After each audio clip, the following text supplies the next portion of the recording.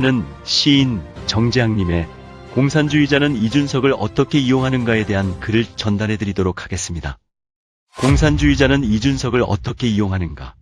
손자병법에서 가장 많은 분량을 차지하는 것은 간첩에 관한 내용이다. 내용을 들여다보면 그 현란한 쓰임새에 그저 기가 막힌다는 표현밖에 달리 표현할 방법이 없다. 그만큼 간첩의 종류와 쓰임이 다양한 만큼 병법에서 중요하게 다뤄진다는 뜻일 게다. 이 간첩을 가장 잘 이용했던 자들이 모택동의 공산주의자들이었다. 국共내전 시절 장개석 측근에도 간첩을 심어놓고 장개석의 움직임을 손바닥 보듯 파악하고 있었으니 전쟁의 결과는 불을 보듯 뻔했으리라. 지금까지 지켜보며 나라를 걱정하지 않을 수 없는 것은 이러한 모택동의 공산주의자들과 유전적 동질성을 지닌 자들이 대한민국의 민주의 이름으로 기생하고 있다는 점이다. 그들은 지금 드러내놓고 대한민국을 반미로 이끌어가고 있다. 한미동맹은 연합훈련마저 포기한 채 이미 균열이 가고 있고 미국은 문재인 정권을 믿지 않고 있다. 문재인이 공산사회주의자 아니면 있을 수 없는 일이다.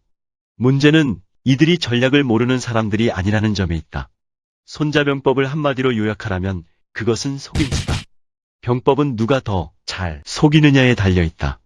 잘 속일수록 유능한 병법가가 되는 것이다. 민주를 말하는 대한민국 공산주의자들도 거짓말과 속임수에 능한 자들이다.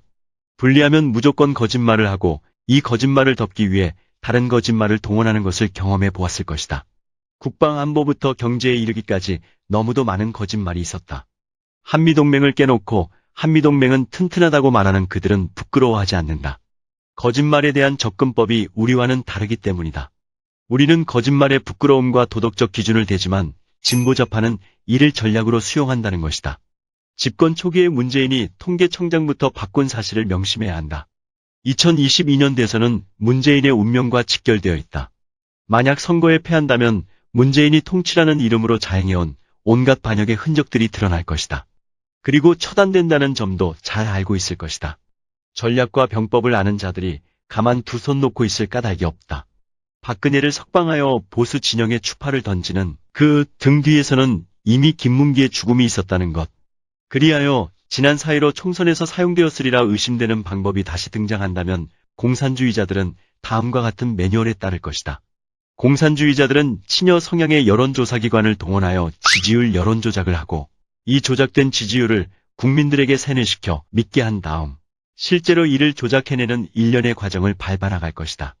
이미 여론조사 문항의 불공정함이 세간에 회자되고 있다. 여당 후보의 온갖 비리와 자식 도박 문제는 제외하고 야당 후보 배우자의 도덕성만을 묻는 이 조사 문항은 선관위의 묵인 아니면 직접적인 승인이 있었음을 뜻한다. 심지어 지난 4.15 총선에서 등장한 웃기지도 않는 배춧잎 투표지며 사전투표에서 드러난 다양한 가짜 투표지 등이 발견되었음에도 이것이 국민 앞에 숨겨지고 있는 사실 또한 선관위의 책임 부재를 증명해준다. 중국 공산당은 당선 전부하에 있는 우마오당과 투표권이 있는 조선족을 동원하여 화웨이 통신기기 내부에 심어놓은 스파이칩을 이용하여 선거 결과를 조작하리라 본다. 선관위는 LG 것을 쓴다고 하지만 LG가 사용하는 기기가 바로 화웨이 기기라는 점 부인할 수 없을 것이다. 그러나 부정선거에 대한 비밀이 밝혀지지 않을 까닭이 없다. 국민들이 이를 알고 여론이 악화되면 이 부정선거 의혹에 희생될 인물 아니면 강력한 태클을 거는 인물을 동원할 것이다. 지난 총선에서는 바로 이준석이 그 역할을 담당했던 것으로 보인다. 이준석 이하 하태경은 핏대를 올리며 부정선거 의혹을 막아섰다. 야권 내부에서 이런 움직임이 있자 부정선거 의혹은 수그러들 수밖에 없었다. 가증스럽게도 배춧잎 투표지를 보면서도 주장을 굽히지 않았던 인물들이었다. 그리하여 지금 부정선거 의혹은 다만 민심의 수면 밑에서 때를 기다리며 부글부글 끓고 있는 형편이다. 내가 공산주의자라 하여도 당연히 이준석 같은 인물이 필요했을 것이다. 경기 동부연합 이석기 이하 주사파를 중심으로 창당하여 반미 투쟁으로 일관해온 통진당 대표 이정희를 존경했다는 인물을 그들이 가만히 버려두고 있을 까닭이 없다. 부정선거 의혹을 잠재운 이준석의 공로는 당대표라는 자리로 이어진다. 좌파는 이준석을 국힘당의 당대표로 지원했으리라 본다.